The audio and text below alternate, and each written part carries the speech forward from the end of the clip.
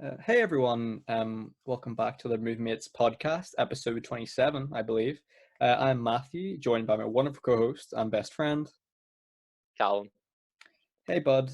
So today we've got a pretty big podcast, I would say, in terms of the future for the channel, because this is going to be a multi-parter sort of series that we're doing, and I'm just going to hand over to my best pal here to explain what movies we're going to be talking about over the next few weeks and in this episode. So Callum, off to you, mate.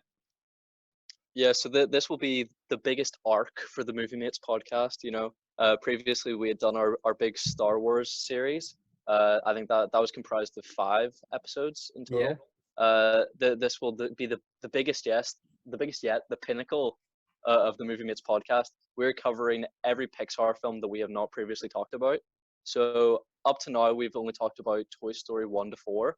So that still leaves us with 18 films that we haven't talked about. So over the next 4 weeks, I've calculated, we'll be talking about 3 Pixar movies per episode for a 6-episode channel arc. I am Absolutely. so excited to do this. Me too. This Me gives me too. the opportunity to tick some movies off my bucket list. Sure. I mean, Sure. for even from today, I hadn't seen any of these films before. Really? Is this the first Uh, viewing? yeah, Done. these are some of like the absolute biggest films in the Pixar canon, and I Yeah. had not viewed any of them Wow. previously. Okay. Uh, Cool. so I was really excited to do this today. Unfortunately, I had to sort of like squeeze all of the viewing into just this morning. I pretty much spent it took about 4.5 hours 4.5 hours to watch them, and I had about like 5.5 hours to do it. So I had to really Love it. stress about finishing it. Love it, mate. So today we will be talking about A Bug's Life, Monsters Inc., and Finding Nemo. And Sure. I'm really excited to talk to you about those today. Me too, mate. Me too. So, had you seen all of these films previously? Yeah, yeah. So I've seen all these when I was a kid, but I will be honest. A Bug's Life is maybe like a one-time viewing. I've seen a Monsters Inc. and Finding Nemo like a few handful of times, but A Bug's Life is one of those I don't have a massive nostalgia for. But I've seen them previously. But yeah, as Callum said, this is our first Pixar episode, and we are excluding the Toy Story films from this series because we have previously covered them in episode 7, and then we also did a Toy Story 4 mini review. So go check out those. The link will be in the description. And yeah, hope you guys are all well. Thank you for everyone who supported us recently, who has liked, subscribed, commented, shared. And if you have any questions or queries, email us at moviemeetspodcast@gmail.com. We'll always answer any emails you guys have. And yeah, do you want to crack right on in, bud, with the first film? Uh, just want to say, yeah, we aspire to get some comments that aren't like spam from accounts asking to be friends, Yeah, or people posting illegal links to Scoob. If we get anything other than that, we'd be pretty happy. yeah, I'd say that's my standard bar for comments. yeah. Not bots and not illegal. Yeah, I am curious to ask like how that works. Like that guy who keeps saying want to be friends. How I mean he is like straight in there first minute of the pod, 5 comments in a row. Like I don't know. Yeah, no, like I think they're all just linked to illegal sites. But I don't really understand the goal of those kinds of channels, because I guess it's just to amass as many subscribers as they can get. But Mhm. like, to what goal? Like Yeah, they don't have videos, so like what did they gain from getting subscribers? Like, you don't make yeah, money from just doing that. yeah. Like I don't think I don't they know. definitely can't get monetized from that. So I don't know. Yeah, I Maybe it's mean, personal satisfaction. Maybe. yeah, sure, definitely. So yeah, if you want to crack right in, we can start with A Bug's Life. Absolutely, mate. Absolutely. So what year was this? 98, wasn't it? Yes, this was 1998. Uh, I researched a bit of the background around this film because I was aware of sort of the the controversy behind it. Sure. Go ahead, mate. I don't know Crack if right on. had you read about any of this? Is this to do with its similarity to ants? It is indeed. Had you done a little research? I didn't. One of my first questions actually in my notes was, could you explain to me the deal with that? Because I have seen Ants. I don't know if you've seen it, and I can't exactly remember the plot of it, but I was aware that the two movies did come out very close together and had similar plots. Yeah, Obviously, both dealing with like animated anthropomorphized bugs. So yeah, crack right on, mate. Crack right on. Yeah, so I see these two sort of compared a lot on websites where it's like, oh, parallel thought between films. It's that like kind of this idea and like parallel to like Armageddon and Deep Impact. So it's Mm-hmm. sort of in that realm. Yeah. These came out 2 months apart. Antz and A Bug's Life. Wow. Uh, Antz actually came out 2 months before, Okay. so they appeared to have like the first step, but it was actually just because it took them less time to animate the film because it wasn't done in the same manner and with the same depth and detail as Pixar. Yeah. So Antz was developed by DreamWorks, and obviously A Bug's Life was developed by Pixar. And one of the co-founders of DreamWorks, Jeffrey Katzenberg, had been like a bitter feud with one of the heads of Disney, Michael Eisner. So there was a big falling out, and he was fired from Disney, and so he went on to help develop DreamWorks. Okay. But he remained friends with Steve Jobs, who was the CEO of Pixar, and John Lasseter, who directed almost all of the Pixar films. Wow. Uh, so the writer of A Bug's Life, Andrew Stanton, and John Lasseter had gone to visit Jeffrey Katzenberg because they were still friends, Yeah. and they had apparently been asked by him, what they were up to and sort of what projects were in development. So they had gone into quite a lot of detail, pitching him Toy Story and pitching him A Bug's Life, Yeah. because Toy Story, I think, was like in the can; it was ready to be released, and they were starting development on this new film. And then a few years later, it was in the papers, in the trades as they call them, that this new film Antz was in development, and Yeah. John Lasseter was furious. So he calls up Jeffrey Katzenberg, and he's screaming abuse at him.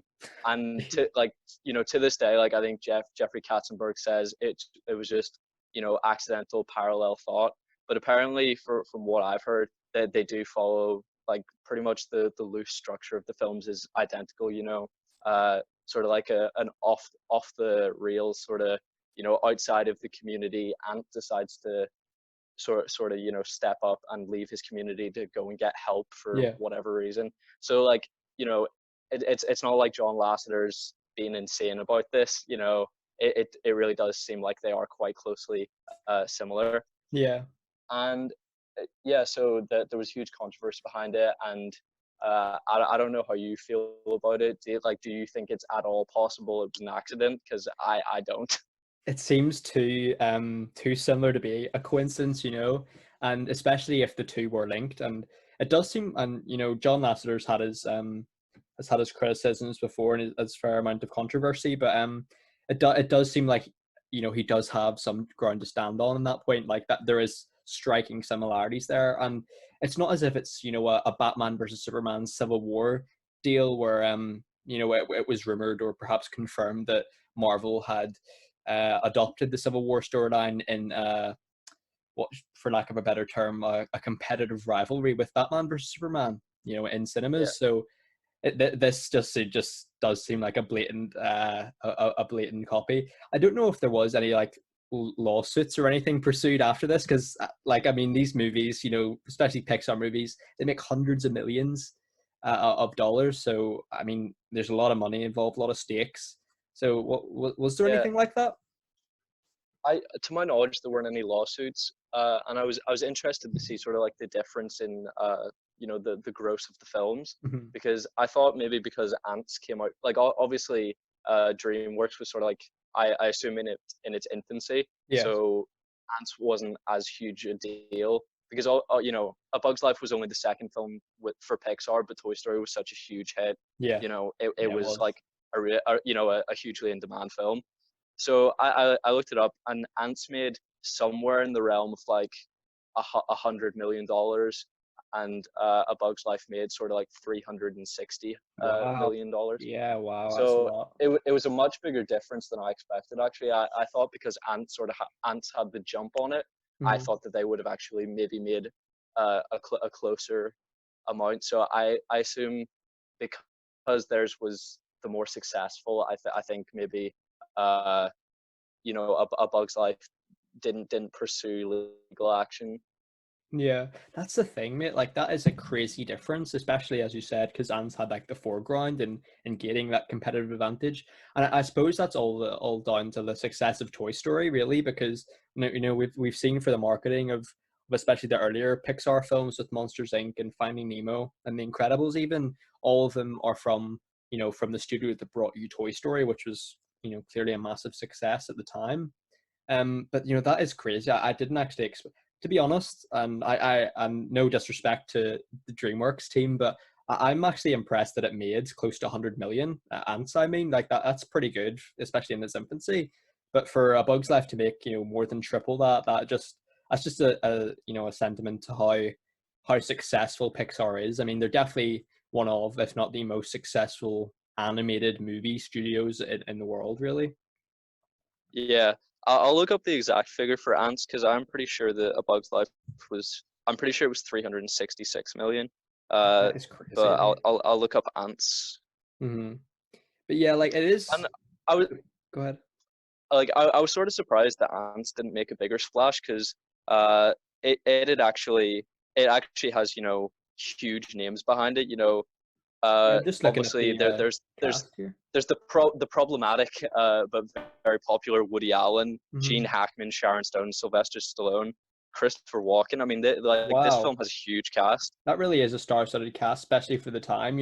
Woody Allen's, and obviously Sly Stallone as well as Christopher Walken. These are big names, and especially at the what was that late '90s? Like that's probably that's a lot of those actors peak as well. So that's a great star-studded cast, and if you compare that to A Bug's Life, and no disrespect to any of the actors in that, but I wouldn't say there are bigger names as compared to Ants. Obviously, we've got the very well-known actors, and we'll not get into Kevin Spacey's recent controversy, but he was a big name at the Oh, I time, mean, I would like, imagine.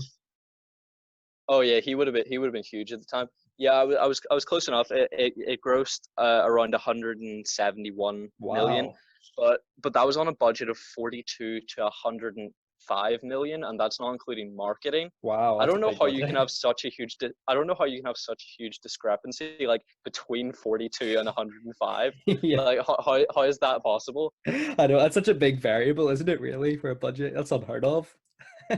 But you know, like obviously, when you take into account a budget, that means the budget to make the film that doesn't include marketing, which is usually the same amount as the production. So Yeah. they may well have actually made a loss on this film. Wow. And that can make or break a company, really. And I suppose you know more about this than me. Does the budget include, actors' finances and stuff like that? Yeah, the budget, to my knowledge, pretty much like it covers everything minus marketing. I To suppose, like, my yeah. awareness. Well, if that is the case, mate, which it probably is, actors like Stallone and Sharon Stone and Christopher Walken, they'll be charging big buck for appearances in this. You can guarantee. So that's probably a big chunk of that budget. Because I've seen sort of the quality of animation, and I'm not hugely impressed by it. So I assume they had to funnel a lot of the budget to get A-list talent. Yeah. I mean, the animation is, for what we've compared the two films in similarity wise, the animation's very different. Even the design of the ants in both films is strikingly different. But I suppose, did you have any other things to say in terms of that competitive rivalry and controversy there, my friend? No, that was all that I could really glean No to worries. That that was point. really I know interesting. I know I know I know that Steve Jobs did not back down. Like he was bitter about it to the Yeah. end, to my knowledge. Yeah, well, that's the thing. I can make or break an industry, and if got the competitive advantage, like every company wants that advantage. So, I actually didn't know Steve Jobs was head of Pixar. To be honest, that's completely first time I've heard that. So that's really interesting. Yeah, I guess it was just because he had such huge shares in Disney that Mhm. he was I guess given the CEO position of Pixar when it sort of became when it was a studio that was absorbed into the Disney brand. Yeah, for sure, for sure. Well, dude, I'm happy to go by your notes as well, and I can intersperse in there if that's it you, buddy.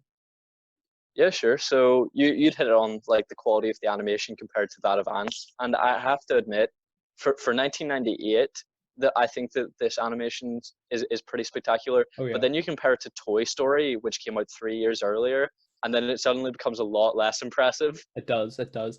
And that's not to, to diss the animation of this film. It is obviously great for late 90s, but I would argue Toy Story is a level above that even. Dude, the Toy Story is remarkable for its time.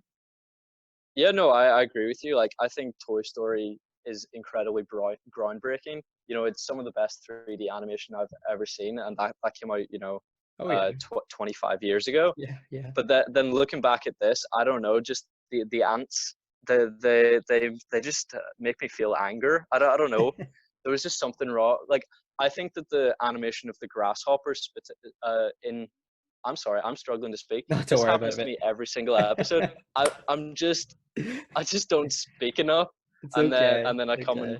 come on and do this. But especially Hopper, Oh I yeah. I think Oh yeah. is incredibly impressive. The grasshoppers are so intimidating, and I think beautifully animated. And then you Yeah. look at the ants, and they're sort of like weird and smooth. I don't know, it's Yeah. upsetting. I couldn't agree more with you. And that's the thing. It's a very weird comparison to make, but I think the grasshoppers are more successfully like anthropomorphized in their animation compared to the ants. Like it's the movement of the ants accompanied with like their smooth aesthetic that just doesn't work for me. But that being said, like it is obviously good for 1998, but as you said, like especially the design of Hopper, it's really great. They're really great. And one thing I did want to ask you, and this sort of stands true for all Pixar films, really, is do you think obviously in this film we see Hopper and he is sort of animated and characterized as the villain of the film just through his animation? Do you think that is a main giveaway for a lot of Pixar films? I mean, we see it in Monsters Inc. and we'll mention this later with Randall and Waternoose. Like they are characterized by their evil aesthetic and animation. So I just wanted to ask you, like, do you think that is just a plain giveaway and what would be an okay twist in those movies, or do you think it is a good idea to sort of animate the characters in a terms of like good characters and bad characters, if you know what I mean? Yeah, I agree with you that obviously, yeah, their aesthetic adds to your idea of what they're like as a character.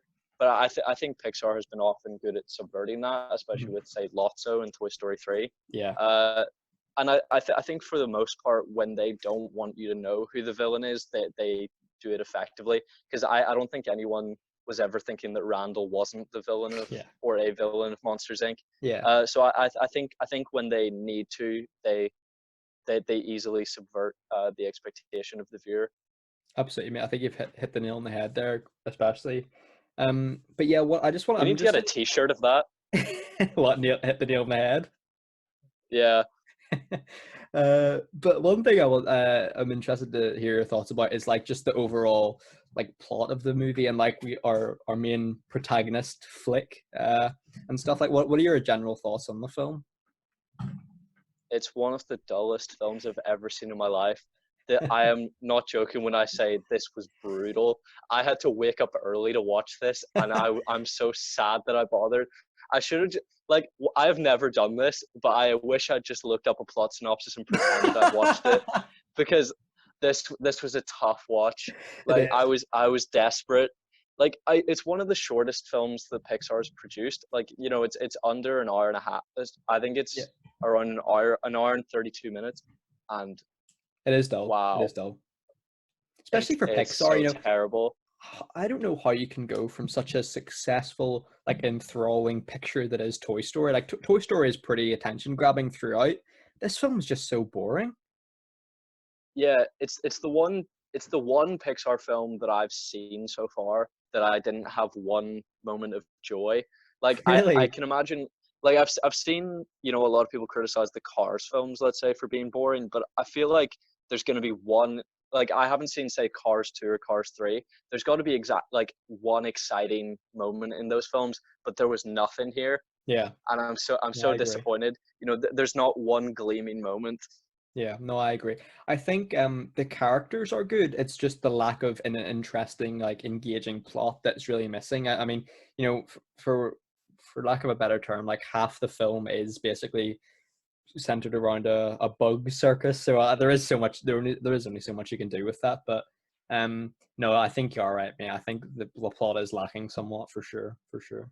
I mean, you say like there's only so much you can do with that, as though they've been like shackled and forced to make that the plot. You know, True. like it's not like they were given a directive that they had to work with. You know, they could have Yeah, done literally anything. no, that is true. And Absolutely. yeah, it's disappointing seeing the potential uh of of their, you know, their possibility to create good films. Like, I don't know how you can go on such a decline from Toy Story to this, Mhm. especially when they have the same director. Yeah, I know. To my knowledge as well, that this film is relatively critically acclaimed. So, when you look on reviews and stuff of it, like a lot of people say this is holds a lot of nostalgia for them, which may be true, but it's not on Toy Story level for me, to be honest, mate. Yeah, and like sometimes I think when I'm writing these notes, Callum, it's a kids' film. You know, how can you criticize this harshly? But I'm comparing Pixar to itself. You know, I'm Yeah. saying Well, that, sometimes like, you have to. Yeah. even say, yeah, even say the films I watch today. You know, they're so short in they're so short. You know, in years apart. You know, Mhm. say this came out in uh 1998 and Monsters Inc. came out in 2001, Yeah. and like just the difference in quality is drastic. It really So is. you know, I wouldn't say, oh, this isn't as good as other kids' films. I'm saying this isn't, you know, as good as any other movie made by Pixar. Like, this is without a doubt the worst I've seen so far. But from what I've heard about The Good Dinosaur, we're in for another not so good time. Can't wait. Mate. I actually haven't seen that one, so it'll be a first time for both of us, I think. Yeah, I've got I would, you know, I've been looking up the Pixar films I've yet to see, and there's six that I haven't seen so far. I think the ones that are left are Cars 2 and 3, Finding Dory, Coco, The Good Dinosaur, and Inside Out. Yeah, actually, I think they're apart from the Cars ones, I'm pretty much the same. Haven't really seen Onward, Inside Out, or Good Dinosaur, or any of the modern ones really. But no, I'm interested to hear your thoughts further on this film. Like I've just got like most of my notes are just you know good, mostly animation wise. To be honest, some plot points here and there, but like I really do, and what this goes for all Pixar films. I can really appreciate the attention to detail in the characters. Apart from the ants and the grasshoppers, no two insects really are the same in this, and it's so colorful, so vibrant, and especially in PT Flea's circus. You've got a wide variety of insects there, and it's wonderful to see like the animation style and how that's evolved over time. And I know we've mentioned it's not Toy Story level, but um, I know I do think it is good for its time for sure. Yeah, the closest thing I can concede to giving you know, a positive point to the film is that they get the villain right. They do. You know, Yeah. in the I have to say the one scene that I came close to enjoying was the entrance of the grasshoppers after we find out that that's who the offering was intended for. You Hmm. know, it kind of comes across as like nearly a horror film It when does. they It enter does. when Yeah. they enter.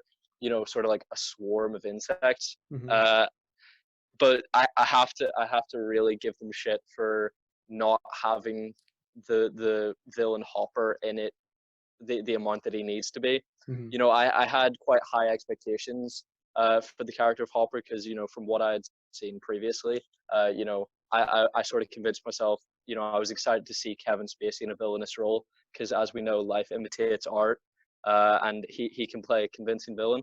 Uh, so you know, that was what I was looking forward to most, and Yeah. I felt a bit let down by his screen time. For sure, buddy, for sure. That's the thing. I think it's really important that the villain at least gets a good chunk of screen time, be it like, a third of the film or more. Like, I mean, we've seen in Infinity War that is basically a Thanos film, and don't get me wrong, I'm not comparing those two films, but in terms of screen time, Hopper and his crew, if we can call it that, they're not really in it for that long, really. Yeah, no, the rule of thumb for a film is you want your good guy and your bad guy to have duality. So the best way to do that is to give them equal screen time, Yeah, and they really do not do that here. But I suppose there's only so far that you can stretch it because the grasshoppers aren't really villains. They're just fulfilling the they're fulfilling the food chain that we know of, that exists in nature. So I yeah. mean, you know, obviously by adding sentience to the ants, they make villains out of the grasshoppers, but you know, we wouldn't really bat an eye at that being true in the real world. Yeah. Yeah. I think that is a tough line to cross, especially in like anthropomorphized animal films. You know, at the end of the day, like it is the cycle that is like the animal kingdom, and it's a similar case to the Lion King. When we see Simba's dad die at the hands of Scar, I believe, uh, and you know, it is the animal kingdom. Like obviously, in real life, lions would fight for control of the pack, and in this film, I'd imagine grasshoppers would be the predators of the ants. So it is a hard one to balance, but I do think you're right, mate. I do think you're right in terms of villain screen time as well. Yeah, and sort of if the Pixar cinematic universe exists, sort of the sentience of the insects kind of is concerning because I assume they're just being picked off left and right in the human world. Yeah. Like like Pixar always makes me concerned about what I've done with my life. Oh mate, I I'm was like, terrified of have I treated my toys yeah, correctly? yeah, that's the Shit thing. like that. I was terrified of mistreating my toys in case they had like sentient existence. That can paranoia a kid, and we'll get into Monsters Inc. But I have a lot to say there about childhood terror. Yeah.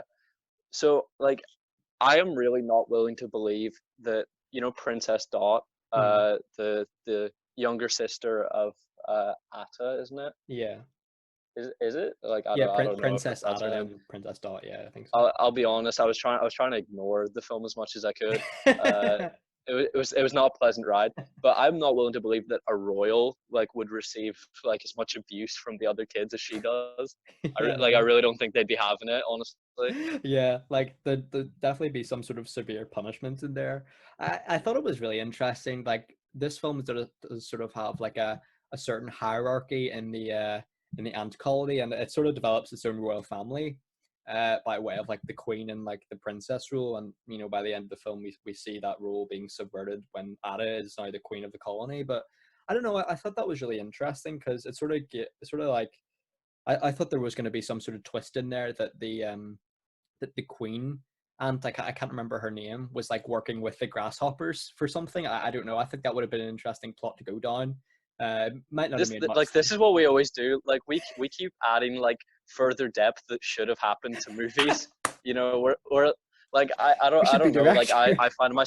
I find myself always doing that because I've never thought of myself as like hugely creative. Like I could never write a script, but I think that Me I could neither. edit one. But you see what I mean. Like I think that we're both good at recognizing what a film's missing. Like I could not write a film, but if I was given like the script to Edge of Tomorrow, like I could have, I think, added some depth to it. Go check out our time loops episode, guys. It's a you have some cracking Callum rants in there that you cannot miss. So go check that out. Are there like I don't You obviously made some good Matthew's points. the editor You made some of good the points. podcast, so I don't know how ranty I get You made because some I good just points. record it and then forget. It was all concise and it was very clear stream of consciousness. So go check that You're out, like guys. super aggressive. Uh, No, it's good. You do make some fascinating points. So go check that out, guys. Go check have you started bleeping my swearing yet? Not I feel yet. like we're getting to that point where it's going to become necessary because like in episodes that definitely should be for kids, like I'm not exactly keeping it that energy. I don't think you've dropped any F bombs or C bombs yet in this one. So I haven't dropped any C bombs in any episode. oh, well, Excuse there you. you go. You're saving it up for the like 100th episode or Yeah, something, right? I'm saving it up for like the Hangover trilogy whenever I release all my dirty secrets, with my drunkenness. Love it, Uh, mate. Love to be fair, I don't think you're ever going to see me drunk on the podcast, it. just in Oh, case future employers yeah, for do a bit of a dive. sure. So moving on, uh, I don't know why they sort of bill Hopper as this completely evil, immoral character when like he is being kind of accommodating and giving them more time.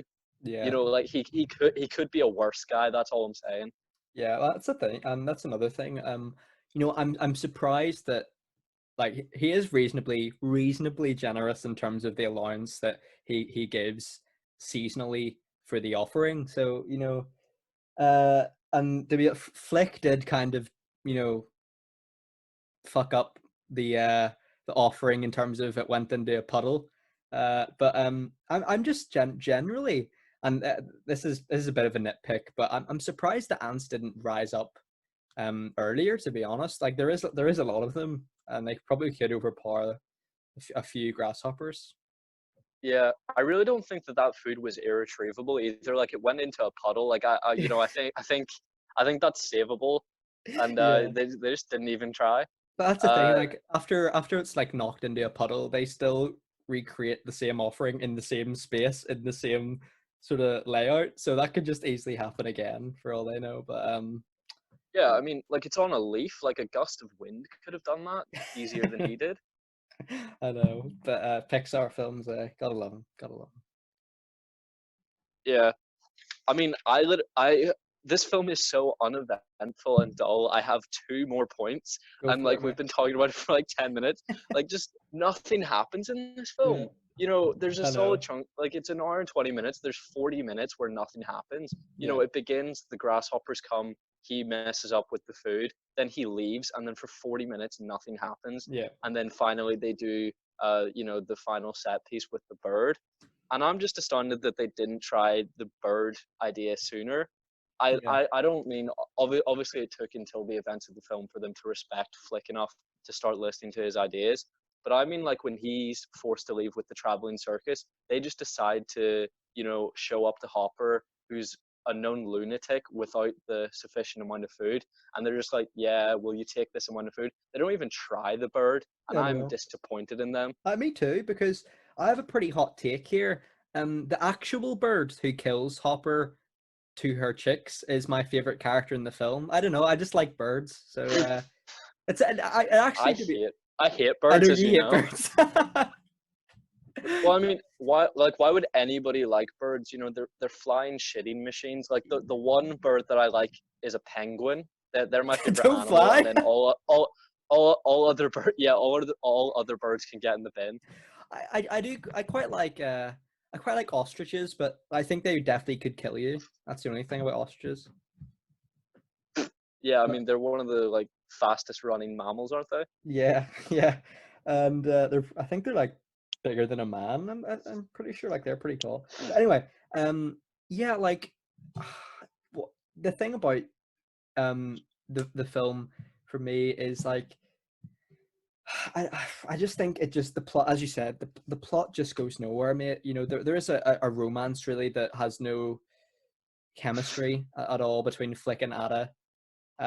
But to be fair, I do quite like Flick. I do think he's misunderstood in terms like he is a genius, and no one really Yeah, takes his ideas seriously, which is a bit annoying.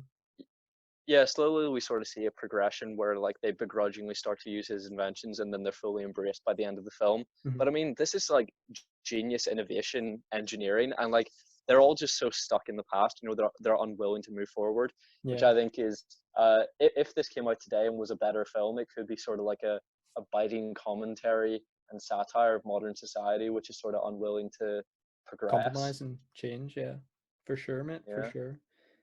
I am unfortunately out of notes because this film is nothing. This is a It is, it nothing really film. is.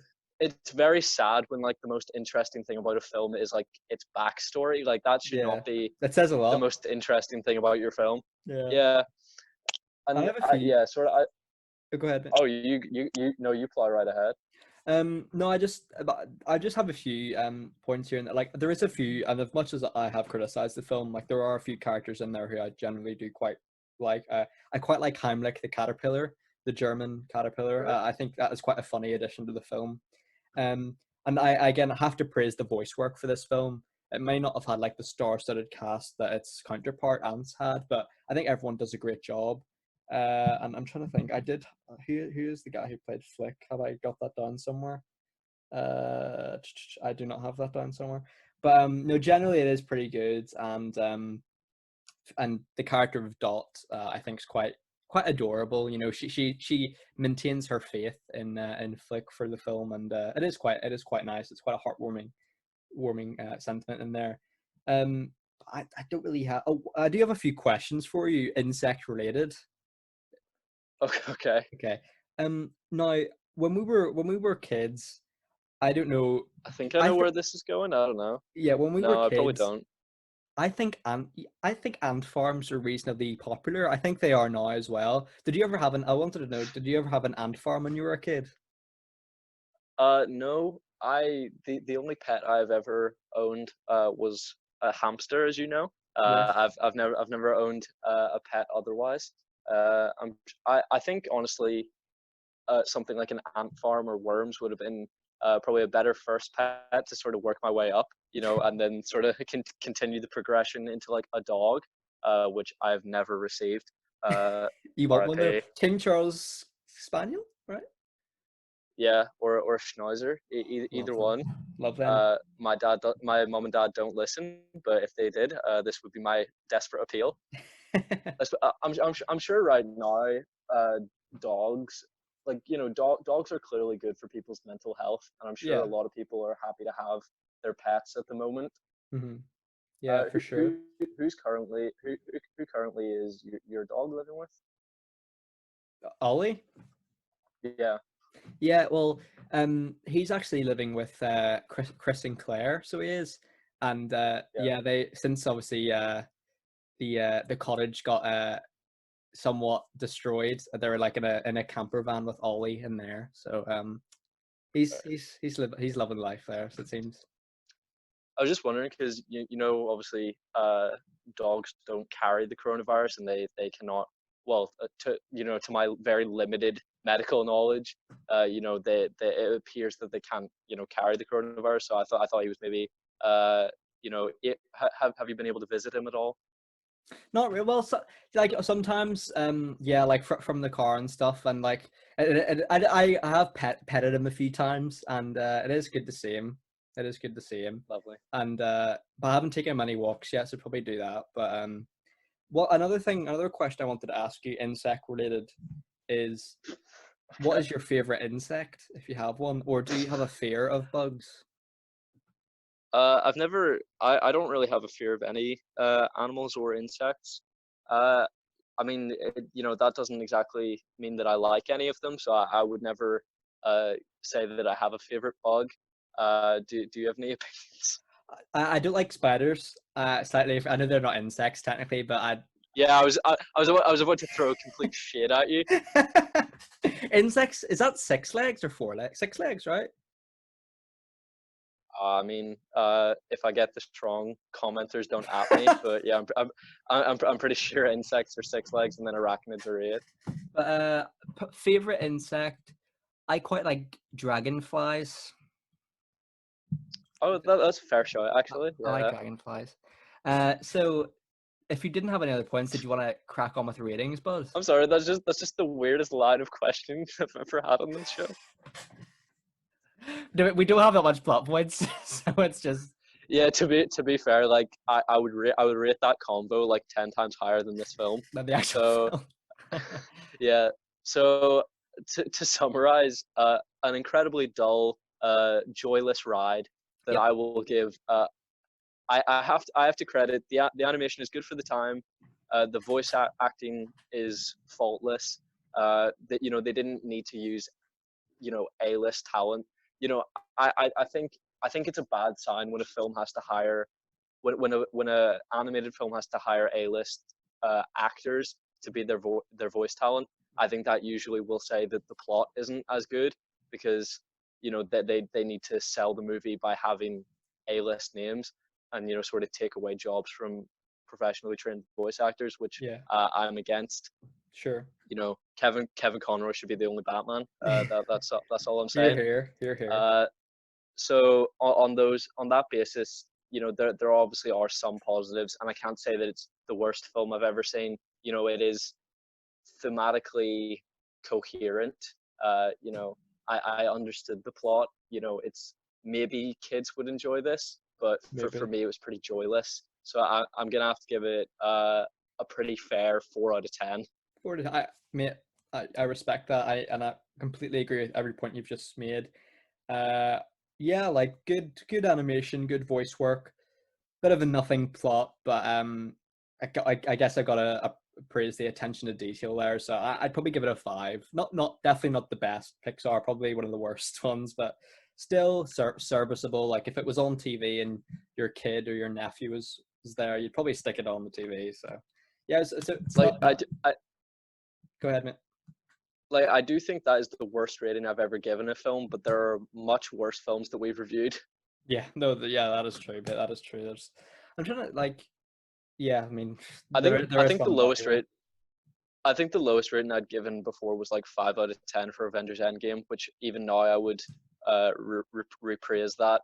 I would probably give it like a 7 or so. Mhm.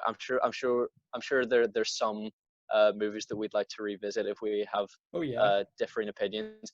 I think often with new releases, often I either overrate them or underrate them because I'm either coming out on like a huge high or really low low. Hmm. I think Yeah, yeah, for I think with sure, a second watch changes your perspective a lot.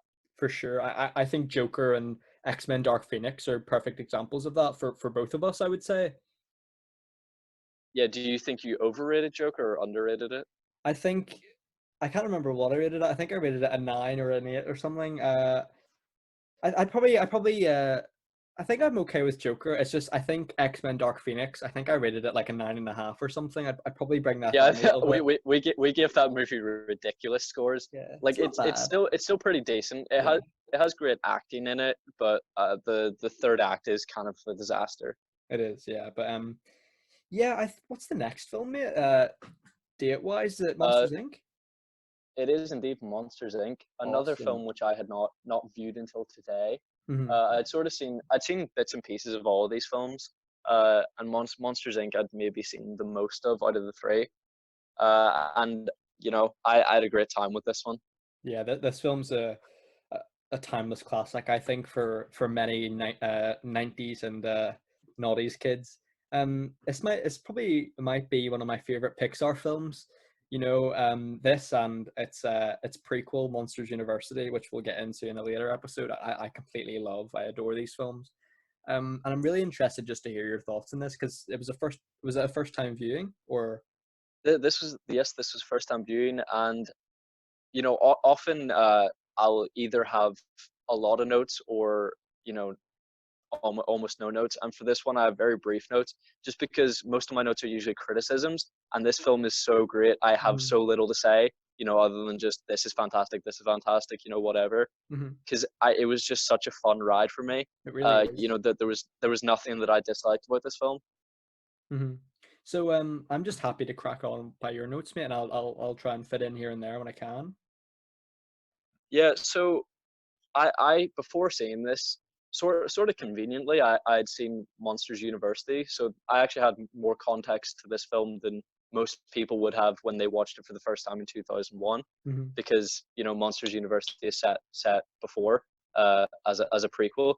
So we learned from that movie that Mike and Sully uh, went to Monsters University together, and they were sort of trained to the same ability. So I don't really understand why Mike is sort of subservient to Sully. Like, do you think you can shine any light on that based on you having a bit more It's knowledge, having maybe watched Monsters University more times than I have? You know what, mate? It's something that I again agree with you spot on.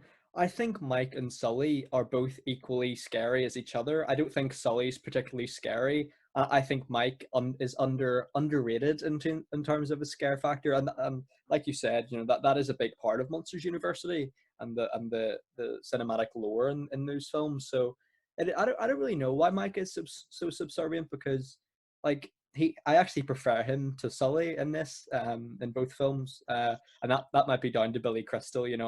I know you're a big fan of Billy Crystal, right? From When Harry Met When Harry Sally. Met Sally. Yeah, Yeah, I mean, yeah, huge he's fan. Yeah. just I think this might be I'm gonna go out on a limb and say this. I think he is the best voice in Hollywood. Oh, like it is a classic. I thought for a minute I got in my head a bit confused. I thought you were like bashing Billy Crystal, and Oh I no, was not about at to get all. furious. But no, I see it was a moment of respect. So yeah, I have to agree with you. His his voice is incredibly dynamic, and I assume, and he's an incredibly funny guy, which carries over into his character. Yeah. And I assume that's why they had him host the Oscars so many times, because he's such a dynamic presence. Definitely, man. There's something about his voice and I know you love this phrase. It does have a certain youthful exuberance to it, for Yeah. sure. And like that's a thing. like both, and John Goodman as well. He's fantastic as Sully, but like you said, it is a difficult one why Mike is so subservient to Sully, because like the corporation of Monsters Inc. sort of presents sort of like a duo between the scarer and the assistant, so to speak, with Randall, and I can't remember what his assistant's called, but it always tends to be like the more stereotypically scary one is the scarer, and the more smart one, if you could call it that, is the assistant. So it is a weird dynamic there, but no, I do agree with you, mate. I do agree with you. I mean, I suppose that they must have just deemed that he didn't have what it takes. But I mean, I assume that he passed the same exams as like the guy who keeps redoing the simulation and who's really shit at it. But like, he seems to be getting the opportunity to be a scarer, which Mike, I assume, never got the chance to. Yeah. One thing I wanted to ask you as well, Randy is played by Steve Buscemi. What movie do I recognize Steve Buscemi from? Because I recognize that face. You recognize that face, that purple No, no, camouflage face? no. I mean, like I was on like not Wikipedia. I was on Google. I like typed in the cast. I think he is in, what films is he? I know he's in Wedding Crashers, but I can't remember any other film because he's a very well-known actor, right? I mean, yeah, he is an incredibly well-known actor, but I'm not confident that I've seen him in a film before, other than this, of course. Uh, I mean, if you want to move on, No worries. I'll Wikipedia him. No worries. Well, I think this film has so many layers to it in terms of character relationships, and one of my favorite parts of the film, I mean, it even makes me laugh now thinking about it, is the Mike and Celia romance, which I have so many problems with. Well, what are your issues? I think Mike should leave Celia immediately. She is crazy. She's not really appreciative of him. I mean, she got put under quarantine and she blames him. Yeah, I think she creates a lot of problems for him that he doesn't need. Yeah, I mean, He's just trying to hand in his paperwork, and yeah, she stands in his way. I know. And that's the thing, like, even after the quarantine, she just jumps and lunges and attacks him. And I mean, to be fair, she does call him Googly Bear, which is adorable. But no, Mike should just leave her. I think Mike should just leave her. But I suppose if we're going to talk about characters, probably the most iconic character in any Pixar film, arguably, is Roz the Slug. I mean, I wasn't hugely familiar. I have a grasp of most the broad spec of films. And I have seen this character in memes, but I wasn't really familiar with the character beyond what I'd heard. So you think that she's a huge part of the history of animation? I think so. Well, in terms of Pixar films, I think she is a pretty phenomenal twist, because it turns out she is a undercover CDA agent who's been monitoring Waternoose's activities for like 2.5 years. So I thought that was I really have to admit, brilliant. I did not see that coming No, whatsoever. neither did I. Neither did I. But like, Okay, it turns out I have seen Steve in a few things. But what you might know him from, he was in a couple of the Spy Kids films. yes, Spy Kids. I know him from like Youth in Revolt, and he was one of the voices in Charlotte's Web and Oh, Monster House. Wait, I think he might was he. I think in Monster House he might have been the guy who screams like "Get off my lawn."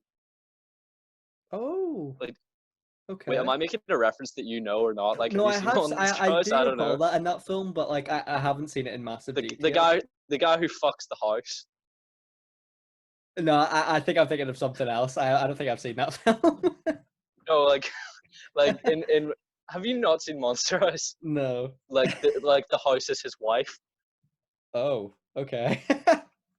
No, That's like she was a woman and got like turning into a eaten house. by the house, I guess, and then she is the house. Like I don't know what layers there are there.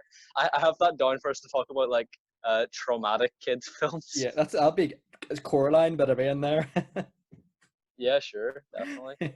Uh, so I had another addition to the segment, Jake's takes, Oh, love which it. is Love it. comments from my brother. This is just a brief comment because we watched this film together today, Lovely. and he sort of said that the soundtrack makes the film. Absolutely. It sets the tone for the entire film, and it shifts quite a depressing concept and depressing scenes and creates a really fun energy, which I agree with fully. I think the score is fantastic, and especially in the opening, like animation, it's quite a mix of like, jazz and pop, I guess, in a weird way. Like it's really marvelous for its time as well, and yeah, like I think your brother's just hit the nail on the head. I Yeah. absolutely agree, absolutely. So as I said, today I made myself watch all three of these films. So minutes before I put this film on, I'd suffered through A Bug's Life, and this film made me believe in Pixar again. Yes, absolutely, buddy, It absolutely. made me feel the Pixar magic once more. Absolutely. And you love to see it. You love to see it because, like, we've mentioned this in The Bug's Life and Toy Story as well in our Toy Story episode. Like, the attention to detail in the Pixar films is always something we can applaud it for. I think here it stands to reason, like, that this is one of the best because, every, as I said, with The Bug's Life, no insects really look the same. And here, no monsters look the same. And, it does sort of lean into, like, the little plot points of like how the monster world works. I mean, it is ran by like it's powered by children's screams, for goodness sake. So there is so much leniency you can barter with that. But no, I do think I Well, do. Go ahead, mate. oh no, you go ahead. But like no, I think even the Monsters Inc. Corporation building is it seems so interesting to me. Like there's so many different like cool designs and stuff, and especially at the end when you see like the conveyor of like thousands of kids doors and stuff, it's just so colorful and vibrant. And there are plot points here and there where you can think, how would that make sense, for instance, like how would they get the doors of kids who have just moved house or something, or newborn kids or something. It is hard to sort of reason with that. But no, I think you're absolutely right, mate. This really does make you believe in Pixar again after seeing A Bug's Life, for sure. Yeah. This is another film that I feel I mentioned this with A Bug's Life, that if this was released today, I think it would hit home even more, because this is For sort of sure. like about bureaucracy and corporate greed. And Hmm. I think with sort of, you know say for Amazon CEO Jeff Bezos becoming like the world's first trillionaire, Yeah, man. Yeah, I I like agree. I really feel like if this was like a more pointed satire that was released today, I think it would be incredibly effective. I think so. I think you've absolutely nailed it there because, like, this film does have a lot of undertones of, like, as you said, like corporate bureaucracy and stuff. What Waternoose is clearly a pretty shady guy. We've established as well. And I think if this movie came out today, I think I don't know if this was nominated for Oscars. I think this would be nominated for Academy Awards. I think it would have hit $1 billion without question. And it's just a great general film. Like, you can watch it with family. You could watch. I think you could even enjoy it as an 18-year-old, like we are, just enjoy it as we did. And there's just so much we can praise the film for, and stuff. Yeah, I mean, as a first time viewer, I had, you know, precisely zero nostalgia for this film, and it took me on a wild ride, and I loved it. And there's so many heartbreaking scenes in there. I mean, the relationship that the film builds between Boo and Sully. I mean, we haven't even mentioned Boo. Like, she's adorable, and especially in the scene where like she is, and it really stood out to me as a kid as well. And it was one of the reasons why I was terrified of this. It was when like Sully like well, for lack of a better term, he terrifies Boo unintentionally, and that was really heartbreaking as well. And we will talk about the ending as well. That that Yeah, is that is brutal. That can make a grown man cry. I think heartbreaking. that Yeah, really it. But what is the clarity there? Because that it sort of stands to reason that Boo and Sully can now meet again. Would that be the case? yeah. What did you rewatch this recently, or are you going on your childhood basis of the film? No, I see. I had watched it actually. I had watched it today, but I was just a little curious on like the implications for that.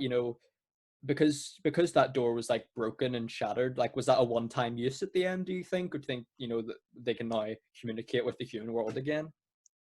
Yeah, it seems to me that they can come and go as they please. But I assume, obviously, the only media that we've seen attached to Monsters Inc. Since has been a prequel. Hmm. So there's been no continuation of that story. So I have to assume that they have to keep that door hidden, uh, so that he can go and enjoy his relationship with Boo and keep it hidden from the is it the CDA or CDA, yeah, it's yeah, the yeah. CDA, isn't it? Would you like to see a sequel of maybe like a grown-up Boo, but potentially like our age, late teens or something? Would you like that? Well, I'd done some you know googling to see if there were any it always seems that there are either plans for a sequel or a sequel incoming. Hmm. And apparently they've actually developed a series called Monsters at Work for Disney Plus Okay, that's coming out. That there's been differing reports as to whether it comes out in 2020 or 2021. But cool. either way, it's going to be a continuation, which is going to be set, quote, not too long after Monsters Inc. So we won't be seeing, a grown-up Boo, but hopefully a continuation of the narrative from the first film. That sounds really cool. That sounds really promising because I think there is a lot of room. Like this universe is so wide and varied and stuff. Like there's a lot of room for a potential sequel, I think. Yeah, but I really hope that it isn't like a series of shorts, because for some Yeah, reason I just think narratively I don't care about shorts whatsoever. There's yeah, been six or seven Toy Story shorts and I haven't watched any of them because I know that they're not necessarily canonically linked to the film, so I really care very little for them. yeah. No, I agree, man. I think a potential like movie sequel rather than shorts would be more effective for a TV show. It is hard to judge, but I guess well, I guess what one thing I wanted to ask you was like the the effects of like Randall being stuck in the human world now. I think maybe a potential sequel. It would be interesting to see, Randall and Sully potentially like teaming up to see if he could escape the human world or something. Because we see in Monsters University, he's not an entirely bad guy. He was like misunderstood at university and stuff. He was baking people cupcakes. Seemed like a nice guy. Who doesn't love cupcakes? And no, I don't know. I think there's room for that character to see where he could go. No, I think he's super dead though. Like they like that woman caved to Skull and like he dead. Yeah, true, true. Yeah. But I have to ask you, Go for it. basically Randall's whole quote unquote evil plot, which was obviously uh, actually masterminded by Water Noose, is it? Yeah, yeah, Yeah, it really doesn't seem that much worse than they're doing now. I mean, they're going into kids' rooms and collecting their screams. Like, is it really a huge moral leap to take them out of their room, collect their screams, and then put them back? They sort of made that seem like a huge moral leap, but I feel like it's not really that different. yeah. That's the thing, and I think there's a line by Waternoose in the film where he says, kids they don't get scared like they used to. Like I think the contrary. I think kids these days, and even 2001, I think there'd be a lot of things to get scared about, especially when like characters like Waternoose and stuff are like scaring the shit out of them. Like I would be absolutely shit. I'd be shitting myself if like Mike had like jumped out from my bed. Like even now I would. Yeah, Like you would, wouldn't you? yeah. I mean, I think with the internet and more media awareness, like I think kids are more scared of more things because we Yeah, have a wider grasp on what's happening like further away from like our own little bubble. yeah, for sure, mate, for Like sure. I'm definitely more scared of more things than like an 18-year-old, 200 years ago. Like they were probably worried about like the plague and that, or Yeah, nuclear fallout, yeah, but they weren't worried about monsters. I'm pretty sure that would have peeled in comparison to their worries. But right now, I'm pretty sure that would terrify anyone. yeah, definitely, mate, definitely. And yeah, like I don't have much other points to say apart from like agreeing with you. Like it doesn't seem like too much of a moral leap from what Randall is doing and stuff. Like And I'm saying, like I think that their current situation is also immoral. I'm yeah, not yeah, saying yeah, no, for kidnapping sure, for kids sure. is like a-okay. I'm Yeah, saying I don't see how one is fine and one is bad. Like I think they're both bad. yeah. No, I'm glad they worked around it by finding out that children's laughter is 10 times more potent than making them scream. I don't know. I just don't know about the Yeah. consistency of making them laugh. I think that could run out really quickly. Yeah, I mean, I don't know how like I don't really understand how belching by Mike is funny whatsoever. Have you ever found like I've never found like gross out humor funny, or like I mean, there was one dickhead like spinning plates. Like, I don't think you're getting a cackle from that. Uh, I'm sorry. I think maybe I just have like a higher standard for comedy. Yeah, But as just I've told you, slapstick to me is the lowest form of yeah. comedy. So like any kind of visual gag is not for me. Yeah. Although to be fair, I think my Billy Crystal, talented comedian. So I actually think Mike is one of the more funny characters in the film. Like there's some funny gags in there.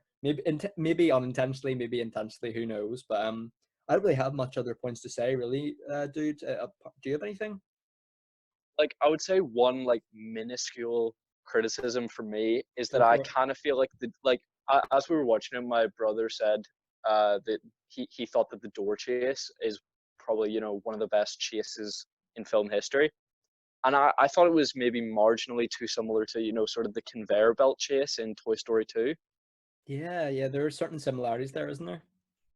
Yeah, I thought it just sort of felt visually similar, sort of with like the intersecting uh doors and Yeah. sort of the conveyor belts Trying to find sliding past each other. a certain suitcase or door. Like that is a Yeah, similar thread of plot, isn't it? yeah, but like there's only so much you can do, and I fully understand, and I loved it regardless. Yeah, no, that's great to hear, mate. I'm really glad you did enjoy it. I really am. Like, did you have any other concluding points, mate? Well, I sort of think that for them to say that uh, you know Randall and Waternoose's plan was immoral, I felt that maybe banishing banishing Randall to the human world where he's not going to be understood and has his fucking dome caved in. I think that's also a bit immoral. They really should have imprisoned him. I Like, know. what happened to Waternoose? Was he just taken to prison by the CDA? I think so. I think so. And that's another plot point I wanted to sort of mention was the abominable snowman. Why did he get fired? Why did he get banished again? I can't remember. Yeah, I sort of like tuned out for 30 seconds, but Me I too. have to assume that he also uncovered the same plot and he was banished also by Waternoose. But Yeah, that's uh, it. Like, I couldn't say 100%. but no, I do think you're right. I don't necessarily feel bad for Randall, but I wouldn't wish death upon him. You know, he probably is super dead, as you said. Yeah, unfortunately, but I feel like Waternoose was the more immoral character, and he seemed to get a fairer Yeah, fate. that is true. That's a miscarriage of justice, I suppose. But I think one moment that you said you wanted to touch on was sort of the incredibly like heart shattering moment when Boo looks into the closet and Sully isn't there anymore. Yeah, that really I touched me. Yeah, I think that's one of the most devastating movie moments I've seen. Yeah, And I think that is a moment that I had seen previously, but it really hit me hard because I really believed in the bond that they created throughout the film. me too. And And all these films are so short, and yet just the world building and the narrative that they create and weave with these characters not based on any source material is mm, just so impressive. it's a testament to the creators, really, isn't it, mate? Like for what an hour and 40 minutes, an hour and 45 minutes, the relationship that they develop between two characters who one don't exist and two, exist in their animated worlds in two different universes, so to speak. One being human, one being a monster. Like that is pretty touching, And I am glad that this film had a happy ending, but like I can only dare to imagine like what would have been like. What would the reception be like if it had just ended with like Boo just looking into an empty closet? Like that would have been heartbreaking, I'd imagine. Like there'd be a lot of wet eyes in the audience for sure, mate, for sure. Yeah. Like I don't mean to keep dragging A Bug's Life. Like it is shit, but like I don't need to Go like for it, kick a mate. man when Go it's for it. It's down. shit. But that film came out 22 years ago. This film came out 19 years ago. Mhm. It's not a huge difference in time, but for some reason this one is like that this is the cultural, like this has been out less time and it was 10 times more culturally impacting. Oh yeah, yeah. Before I watched A Bug's Life today, I could not have named you one character in it, but I Mhm. could have told you the entire plot of this film, which I had not seen. Yeah. So that sort of shows to you like how dull A Bug's Life must be. As you said, I mean, I'm just continuing to shit on A Bug's Life. Go for it. Like we've moved past that review. I've already rated it low, but you know that did receive pretty good critical consensus, and this one was obviously met with critical acclaim. But A Bug's Life just had no impact culturally. Oh yeah, yeah, it really didn't. And I I assume they were both directed by John Lasseter, or was this one different? Uh, to my knowledge, I had not checked, so please do not fact check us in the comments. Let's just go with it. I But have to assume because they're years apart, and John Lasseter was such a huge part of Pixar. It must be.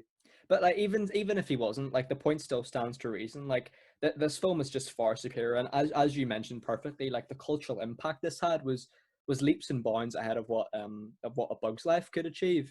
And that it sort of goes, it sort of is a testament to this film actually did get a sequel, whereas A Bug's Life didn't. So it is a difficult one to compare because they are very different, but at the same time they are strikingly similar in terms of both are made by the same studio. So.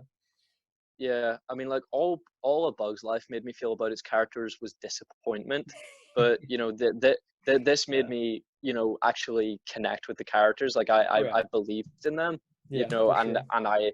I felt a genuine bond between Boo and Sully. For sure, mate. For sure, definitely. Couldn't agree more. Couldn't agree more. So, did you want to leap into ratings? Sure, mate. Sure. So, as we've said, fantastic plot, really heartwarming scenes throughout, great animation, great voice work, and a really integral, expansive universe. I would give it a. I'd go for a 10. I'd go for a 10. What would you give it, mate? I saw that coming slightly. Uh, Yeah, I have to say that this is one of the closest films to perfect, I think. I'm not sure that it's probably my second favorite Pixar film I've seen. Yeah. Uh, like, would you be able to guess my favorite? I don't know. I'm sure I've mentioned it. Incredibles? It is not. No, sorry, Ratatouille. It is Yeah. 100%. I didn't think I'd actually told you that, but yes, that film is Oh, going to get a it's so 10 out of good. 10 for me. So good. But this is one of the films that is as close to perfect as it can be, really. Oh yeah. So I, I always go for the multiples of five. So I have to give it a 9.5, I respect but that. it's pushing so close to perfect for me. Well, But that's. I, I'm I so just glad you can't enjoyed it. I just can't reach that 10. I'm so glad you I enjoyed it, think mate. the only film that I given many films a 10 out of 10. I think it was maybe just About Time, and I think I maybe give the first Spider-Man film a 10 out of 10. I I'm not think sure. so. Yeah, I think so.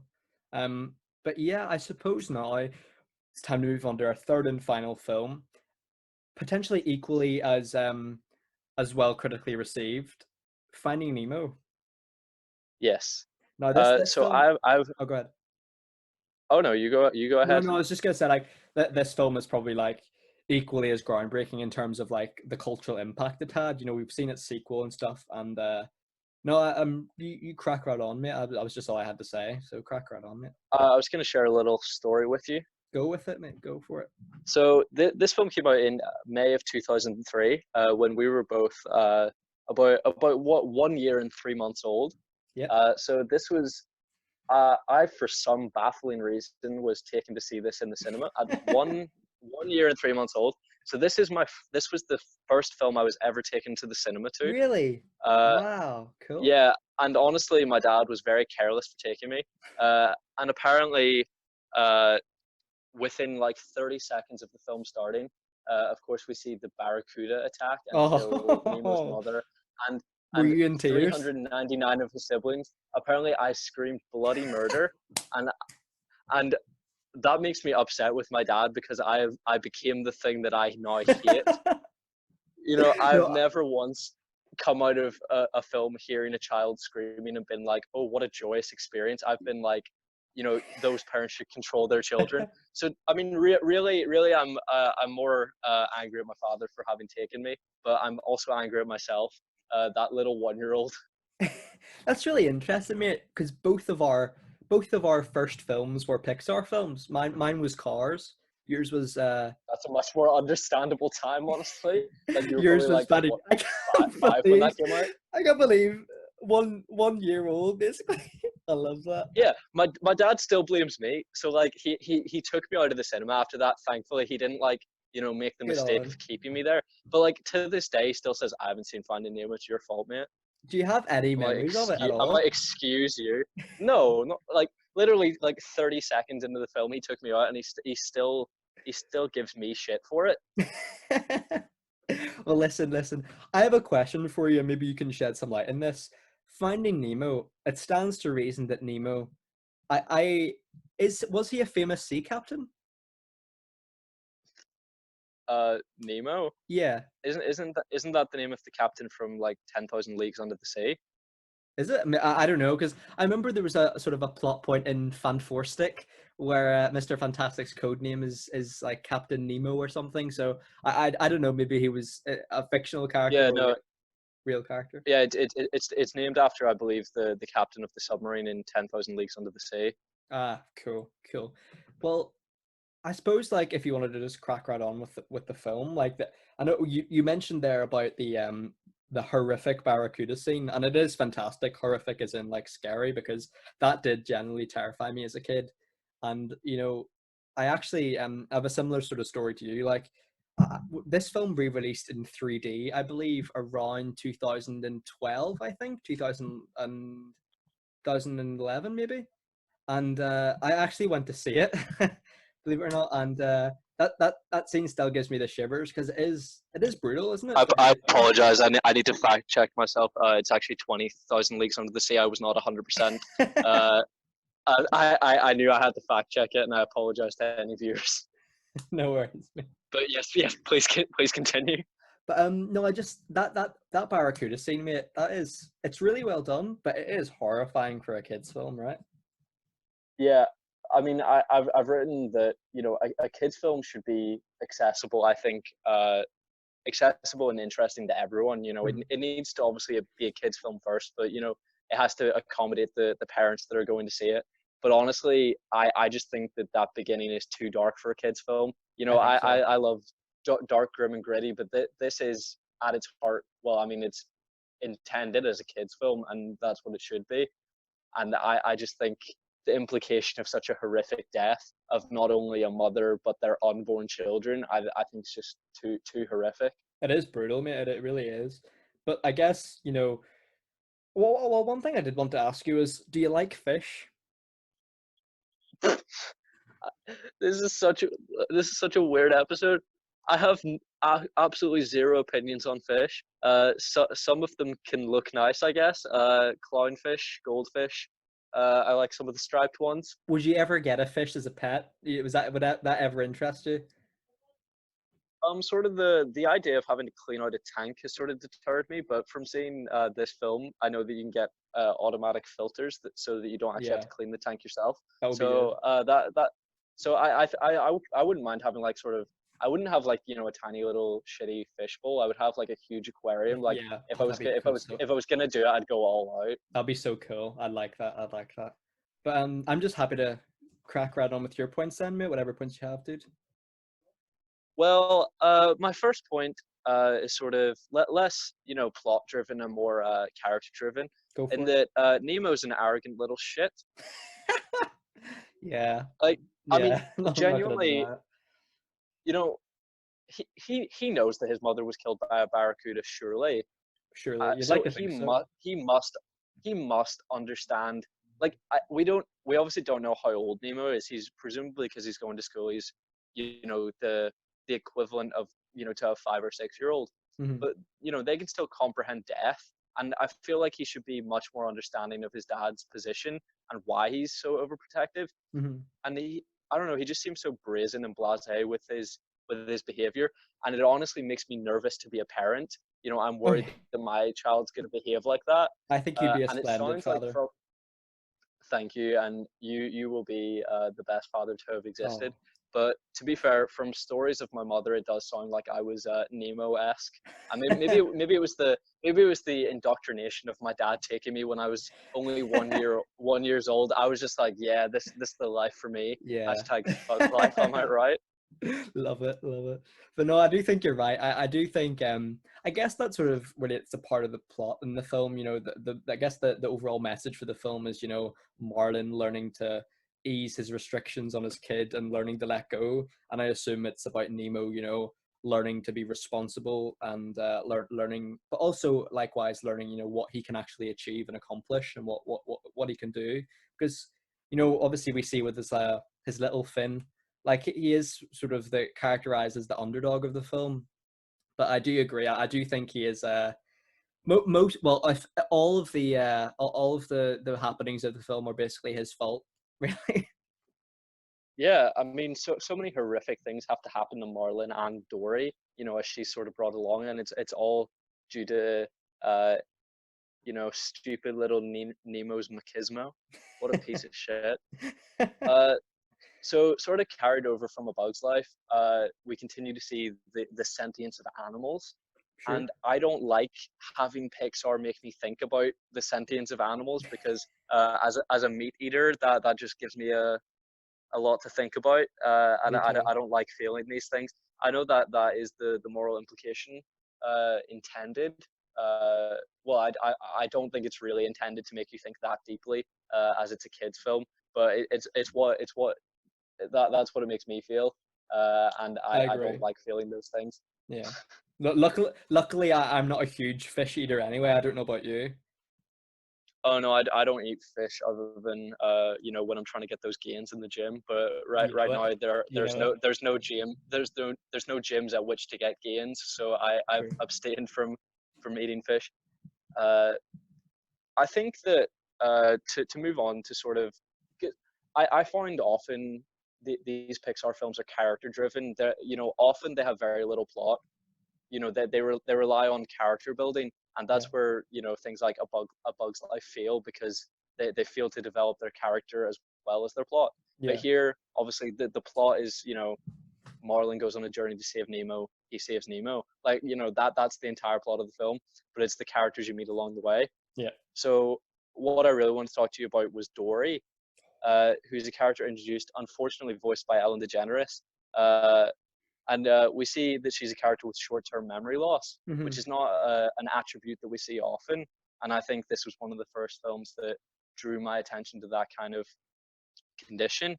Yeah. And I thought when I started this film that I knew that that was a fact for the character, and I thought that it was conceptually interesting, but I was really worried that it was going to get tedious. But I was really intrigued by her character arc, and yeah, like it didn't get annoying or tedious No. or repetitive for me. I thought it was a really well used narrative tool because it meant that Marlin had to keep reminding her of Nemo's location, and she is the uniting force in their final reunion. Yeah, completely, Callum. I agree. Like that's the thing. Like I think Dory is one of the more compelling characters in the film. I would go so far as to say she's probably my favorite character in the film. And I get one thing I wanted to ask you was Ellen DeGeneres like a famous voice actress or presenter before this film, or was this like her first major role? Yeah, so Ellen sort of got her big break when she was given like her own sitcom, which I think was just I can't recall what it was called. I assume it was just called Ellen. Like Mhm. I think it was just called Ellen because I would have thought it would be called like the Ellen Show because like sometimes sitcoms are just named like that. But Yeah. that that's the name of her talk show. So I assume her sitcom was just named Ellen. A la like in the same manner that Seinfeld is Yeah. just called Seinfeld after Jerry Seinfeld. Sure. So she was sort of a huge pioneer for the LGBT community, and she had like a huge coming out episode, and that was a massive thing for the entertainment history. The fuck my life, the entertainment industry, Sure. the Sure. history of the entertainment industry. Uh, so she garnered a huge amount of fame and also criticism from obviously more conservative people. Yeah. But thankfully, the right people at Disney recognized her worth, in representation. So she has been a huge celebrity for decades. She's a lot older than I thought she was. She's uh, I don't want to say the number that I think she is in case that's incredibly offensive. Uh, She's in her she 50s, sort of right? looks Mid like mid 50s, I would imagine. Yeah.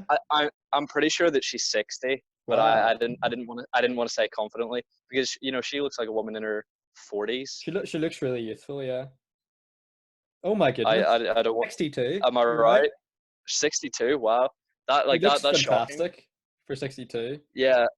So she's been a huge name in the industry for decades, and This is Pixar for one of the first times using huge name talent Mhm. in their films. Yeah. I mean, they sort of do that in a lot of their films, but I feel like it's less present in this film, and it's less present in, say, A Bug's Life. Yeah. No, Uh, definitely, but mate, definitely. but yeah, obviously these days, my opinion of Ellen isn't as stellar. So Mhm. my watching was somewhat impacted by my opinion of Ellen DeGeneres. No, fair enough, mate. I completely respect that and agree with you. One thing I wanted to mention about this film, and it's quite rare that you ever see this in an animated film, but I think this movie really presents like a really horrific sort of view of humanity. Not in a like a really evil sense, but I mean, I mean, like every human shown in the film, the film sort of transcends into a horror animated film. Really, I mean, we see when Nemo is abducted, like the score just switches like that, and it is quite tense. It's a really dramatic scene. It is quite scary, and obviously we see Yeah. the infamous Darla throughout the film. She wanting to flush fish down toilet bowls, the classic. We've all been there. But no, she's even Have we all been there, Matthew? no, no, no. But yeah, like, she is. Are you too a fish killer? No, I love fish. I would like to mention that I do love fish. Not to eat, just I like looking at them. But no, no. Do you know what I mean? Though, like I think the film does sort of present like sort of horror vibes, especially during the abduction scene. Yeah, no, I fully agree with you, and I think that sort of horror elements are continued throughout. Yeah, Even definitely. when sort of the reveal of the jellyfish, whenever they're crossing above Oh the yeah. trench, Hmm. and I just have to say it's an odd point. It's sort of similar to my comment when we talked about Toy Story 4, the quality of the rain. Oh yeah. The rain in Toy Story 4 that I'm talking Yeah. about. Like it was such a like bizarre detail for me to really hone in on. But the animation of the jellyfish is one of the most impressive Oh, things I've ever it's seen. marvelous. Yeah, yeah, it's really really good, and that goes for most of the, if not all of the animals shown in this film, and I think it is very weird because the jellyfish are animated to be so lifelike, and we see that they're actually not really anthropomorphized, like that they don't talk or anything like that, but that is sort of juxtaposed with like the anthropomorphized quality of the seagulls. I mean, the seagulls look more like humans really facially as well, than seagulls really, and no, I think you're 100% right. It's a really underrated aspect of the film in terms of animation. Yeah. Uh, so. Did you have any comments on sort of the middle of the film, or do you want to just talk about the end? Well, I just wanted to point out like the amazing voice cast in this. We've got I actually didn't realize Eric Bana is in this film. Strangely, he's Wait, who he's one of is the he? sharks. Is he Crush? He, Oh, he's he one of the sharks. he's Anchor the shark or something. And this is a Oh, very cool. weird point to sort of make, but I think this film is really Australian. You've got a lot of Australian talent in there, and that is Yeah, marvelous, really, because all the voice. I mean, Eric Bana is a prime example of that. I think he's Australian or from New Zealand. I think. he is. Yeah, yeah. Yeah, and obviously you've got like odd, exceptions to that, but I think for the most part, like obviously the film is set in Australia or the Great Barrier Reef, I assume, but I really appreciated that. It's very rare that you see a film that's not Americanized like this, so it was refreshing, especially for the time. Yeah, no, I had no knowledge of this going in, because I the only human character I was aware of was Darla. I didn't even know about, say the dentist.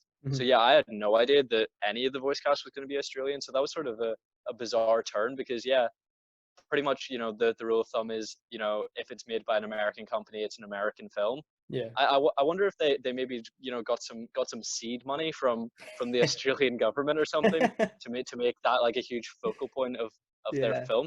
Because I mean, maybe.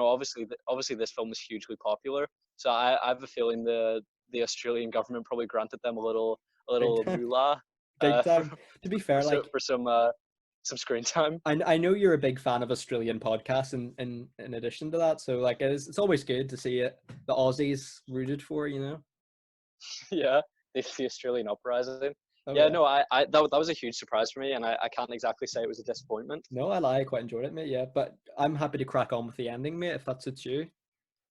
Yeah, so once we see the sort of momentous escape of Nemo and the disappointment once Marlin decides to retreat back into his depressed state, the sort of loss that he feels for Nemo is, obviously paralleled by the loss of his wife. Hmm. But I have to say, I was really underwhelmed by the reunion Okay. because Yeah. you Yeah. I know suppose. this whole film is getting Marlin and Nemo back together, and then the moment that they get back together, I just sort of felt nothing. Like I'd felt so much for both individual characters, but when they were together, sort of in the denouement, right at the end when we see him take Nemo to school, I felt a lot. I felt the familial connection, sort of in the same way that I felt with Sully and Boo. But I sort of felt nothing when they came back together in that initial moment. Would you say it was a bit of an anticlimax for you then? Yeah. Yeah, definitely. I mean, I thought that that was movie over, and I'm glad that they at least had the moment of tension. When Nemo has to use what he's learned, and Marlin has to use the trust that he's learned. They've both developed as, I was going to say, as people. They're fish. They've developed as fish, and Nemo has to use the knowledge that he's amassed to save all of those fish. Even though Mhm. I'm not 100% that some fish can pull down a boat. I'm not sold on that. That they can go against hydraulic equipment. I'm not Just keep 100% on swimming. that. Just keep swimming. Sure. Uh, but yeah, I was glad that they didn't finish on the moment of their reunion because I felt a great anticlimax there, and I'm glad that wasn't the final set piece of the film. Yeah, I mean, 100% agree. And what one thing I wanted to ask you, like, there is so many different fish in this, and so many different characters. We've got turtles, we've got whales, we've got seagulls, we've got humans. What is your favorite character in this? Because I've got a bit of a unconventional one, it seems, but I'm interested to hear yours, mate. Yeah, I have to agree with you that I really believed in the youth of Nemo, and I feel like had I watched this as a child, that would have been the character that I was rooting for most. I feel like the most complex and interesting character is Dory, and she Yeah, turns out to be the most integral character. And I agree with you. Are you committed to her as your favorite character of the I film? have I have two favorites. So Dory's one of them. Yeah, for sure, for sure. And is the other Darla? The other one's not Darla. The other one is Gil by I think it's Willem Dafoe. I think it's Willem It is Dafoe. Willem Dafoe. Yeah. He, he's a really dark character. It seems. He's scarred all over his face. I just love that whole like shark bait cult, so to speak. I think all those characters are hilarious. So I love Gil, Yeah. man. I mean, I feel like this is one of Willem Dafoe's most villainous, one of his most villainous performances, and he's not playing a villain. Yeah, Like, yeah, yeah, so I guess this is sort of like the reverse Lotso, where he's yeah, kind of the character you would maybe expect to be, the hidden bad guy, and mhm, then he turns out to be like one of the sweetest characters in the film. yeah. Uh, so I think this film is incredibly effective in like subversion of Oh yeah, assumptions. completely. Especially with I'd say with Gil and with the sharks, because I just assumed that the sharks were going to be villainous, and I assumed that the sharks were going to be a huge part of the movie because they're sort of like all over the posters for the films. So I thought they were going to be a big part, and I thought they were going to be the villains. So it sort of subverted my expectations in multiple ways. Oh, dude, see when Bruce's eyes just turn black when he senses blood. That terrified me as a kid. Yeah, but I don't think he stops being a good guy. I think he's sort of just he's forced to go back to his own nature. But Hmm. I really feel that he's a good guy through and through. Yeah, I mean, there is a scene where like he tries to eat Marlin and Dory. I was just thinking, there's probably not much nutrition or food in that. Don't bother. Don't bother. Yeah, but I was also thinking like the mantra of the people who are trying to avoid being carnivorous sharks. They sort of say fish are our friends, not our food. Yeah, And like, what else is there to eat in the true. sea? That is true. I don't really know. Because the film does sort of explore an interesting arc. I would quite like to see a potential sequel with Bruce as like a potential main character because we see that he's sort of at like a is he sort of like at an addiction group or something or a counseling group? or I don't know. Yeah, you know, they're just sort of trying to amend their ways in I I like that. suppose a humorous version of sort of Alcoholics Anonymous, Mhm. where they're trying to curb their carnivorous needs. I like that. I like that. But anyway, any more points from me, bit mate? That's all for me plot wise. Did you have anything else to say? Nothing else really, mate. And nothing else. So did you want to jump into ratings? Let's do it, mate. Let's do it. Well, I'm really interested to hear your thoughts because it seemed like was this if this was well your first like full viewing of the film? It seemed. Yes. Yeah. So So I'm glad. It seemed like as you a liked first, it. yeah, I really did. You know, as a first time viewer of it, I was shocked that I enjoyed it. I was kind of dreading. I mean, I fully dreaded watching A Bug's Life, and I dreaded this close to as much because I know that I'm not a huge fan of films centered on animals. You know, Yeah. I've never really connected with those kinds of films. Hmm. You know, I was really looking forward to watching Monsters Inc. Because you know I knew all the hype surrounding it, but I really thought I'd dislike this film, and I was really surprised to enjoy it the amount that I did. I'm glad You to know, hear that. it's you know just like Monsters Inc. You know, I'm finding very little to criticize about the film. You know, I had a great amount of fun with it. I thought that the character dynamics were incredibly convincing. The animation's obviously superb. It's groundbreaking, especially for you know underwater animation, which I don't think we'd really seen previously to this degree. You know, basically 90% of the Completely. film set Yeah. underwater. Yeah. Mhm. So I'm going to mark this generously, and you know, for my enjoyment of the film, I'm going to give it a 9 out of 10. Mate, I'm the same completely. 9 as well. Fantastic film, and I haven't actually seen Finding Dory, so I'm very excited to see that to see if it maybe improves upon it. I doubt it will because this film is like top tier, like. But no, I'm glad you really enjoyed it, man. I'm really glad you enjoyed it. So, do Yeah, you want me to wrap up then? Yeah. yeah, sure, go right ahead. No worries. So, thanks everyone for listening to this episode. I hope you guys enjoyed. What movies will the next Pixar one be then, mate? The next Pixar set will be The Incredibles, Cars, and Ratatouille. Oh, that's a good mix. That's a good mix. So stay tuned for that one, Yeah, guys. two good movies. Two good movies. But no, stay tuned to that one, guys. Hope you guys enjoyed this and have the same nostalgia for these films that we might have for some of them. I know you hadn't watched these previously, but I'm glad you did enjoy them for a first time viewing. So yeah, hope I you enjoyed guys. 2 out of 3 of them. Yep.